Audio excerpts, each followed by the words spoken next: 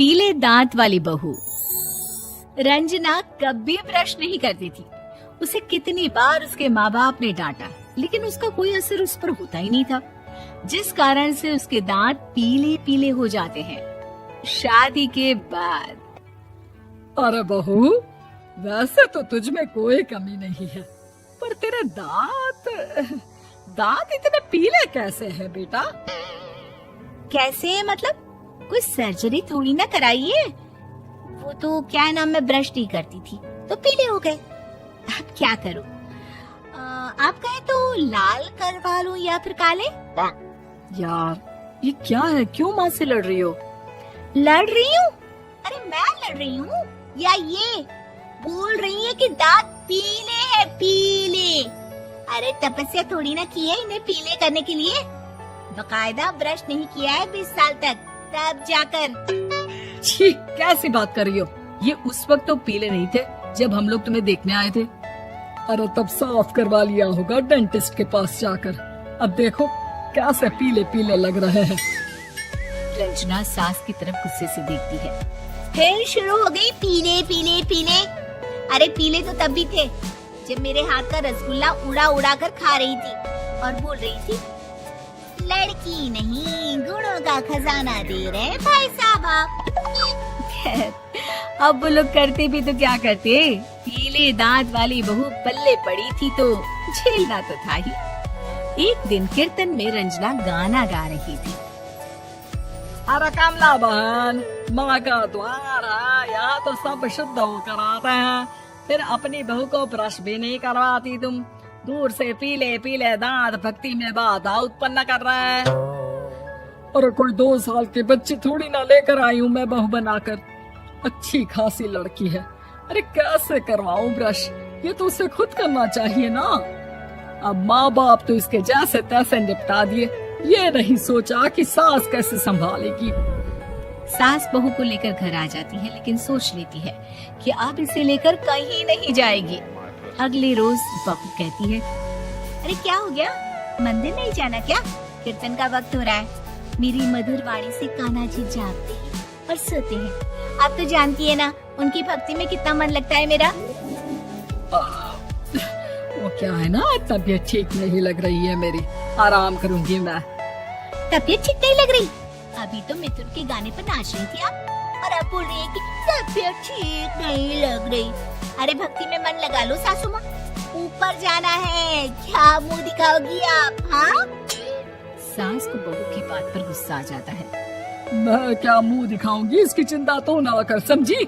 अपने मुंह की चिंता कर, जो ये पीले पीले दांत लेकर हर जगह पहुंच जाती है। पता है लोग कितना मजाक बनाते हैं। ना जी ना, मैं नहीं जाना कहीं तेरे साथ। तो ये बात है, कोई ना, मत जाओ, मैं अपने कमरे में ही बैठकर भक्ति कर लूंगी। ऊपर वाला दांत थोड़ी ना देखता है, मन देखता है, भावना देखता है। और अरे बस बस, तू सब कुछ दिखा, बस ये सफेद चमकदार दांत ना दिखाना किसी को, है? जा यहाँ से। बहू को सास की बात का कोई फर्क नहीं पड़ता, वो तो जैसी थी वैसी ही रह जाती है। सुबह नहाकर किचन में खाना बनाना, फिर खाना खाना, कीर्तन भजन करना और सो जाना। एक दिन, माँ जी मैं सहेली के घर जा रही हूँ, शाम को लेट आऊंगी। हाँ, तो जाना, मैंने कौन सा तेरी आरती करनी है घर पर बैठकर। रंजना सहेली के घर जाती है, जहाँ वो पार्टी में जाने की तैयारी कर रही होती है। अरे शिखा, कहाँ जाने की तैयारी कर रही है? मैं गलत वक्त पर आ गई क्या? अरे नहीं यार, उल्टा सही वक्त पर आई है। मैंने ये साड़ी और ज्वेलरी निकाली है यार, शाम को इनके ऑफिस की एक पार्टी में जाना है। बताना कैसा लग रहा है ये सब? नहीं यार, इस ड्रेस के साथ तो वो वाली ज्वेलरी अच्छी लगेगी। हाँ, सही बोल रही है, मैंने ध्यान ही नहीं दिया। वैसे तो हमेशा से मस्त फैशन सेंस रखती है। तो बड़ा जाती होगी ना पति के साथ पार्टी में। रंजना कुछ नहीं बोलती, बस सोचती है कि यार काश ये बात सही हो जाती, पर मैं क्यों नहीं जाती पार्टी में? क्या इन लोगों की कोई पार्टी होती नहीं होगी? रंजना घर आती है और रात में पति से सवाल करती है, एक बात बताइए, आप मुझे किसी पार्टी में क्यों नहीं ले जाते? क्या आपके यहाँ ऑफिस में पार्टी नहीं होती? पति बेचारा क्या कहता कि दांत पीले हैं तुम्हारे इसलिए। अरे कोई पार्टी होती नहीं हम लोगों के ऑफिस में, तो कहाँ से लेकर जाऊं?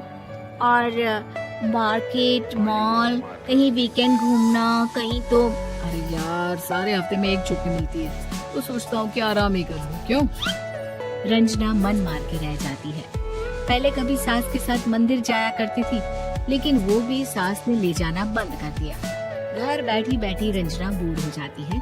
तभी उसे आइडिया आता है और वो मायके जाने का सोचती है।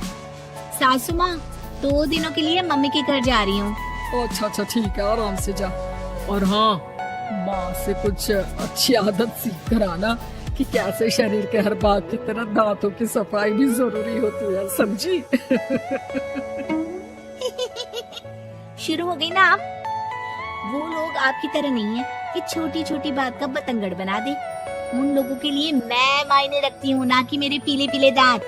रंजना माँ को बिना बताए उन लोगों को सरप्राइज देती है, लेकिन जैसे ही वो दरवाजे पर पहुँचती है, अंदर देखती है कि घर वाले कहीं जा रहे होते हैं। अब माँ, काश रंजना दीदी के दांतों वाली प्रॉब्लम नहीं होती, तो वो भी हम लोगों के साथ चलती ना बुआ जी की बेटी की शादी में। हाँ बेटा, लेकिन अब उसे कौन समझाए कि उसको उसके पीले दांत नहीं दिखते, लेकिन उसके आसपास के लोगों को कितना एम्बैरेसिंग फील कराते हैं। मुझे तो कितनी बार उसके स्कूल की टीचर ने शिकायत की कि उसके साथ कोई लड़की बैठना भी नहीं चाहती, और ना ही कॉलेज में कोई उससे बात करना चाहता था। लेकिन पता नहीं क्यों उसे ये बात समझ में ही नहीं आती। कोई कमी नहीं है उस लड़की में, बस यही कि दांत पीले हैं। वो तो भला हो जीजाजी और उनकी माँ का, जो दीदी को जैसी है वैसे ही रखा हुआ है। रंजना को अपने घर वालों की बात सुनकर बहुत दुख होता है। वो सोचती है कि वो क्या करे, लेकिन फिर वो सीधा डेंटिस्ट के पास जाती है, अपने दांत चमकाती है और कसम खाती है कि वो रोज ब्रश करेगी। अरे क्या हो गया? तुम तो 2 दिनों के लिए गई थी ना, पर कोई ना, अच्छा है, चलो आ गई तुम। रंजना सास के सामने आकर खड़ी हो जाती है और पूरी स्माइल करती है, उसके चमकदार दांतों को दिखाती हुई। चलो मंदिर। माँ, मुझे माफ कर दीजिए, मैंने आप लोगों को बहुत एम्बैरेसिंग फील करवाया। मैं आज से रोज ब्रश करूंगी। दोस्तों, कहानी अच्छी लगी तो लाइक जरूर करें और ऐसी ही मजेदार कहानियों के लिए इस चैनल को सब्सक्राइब करना बिल्कुल न भूलें। तो मिलते हैं एक और अनोखी कहानी में। तब तक स्वस्थ रहें, मुस्कुराते रहें।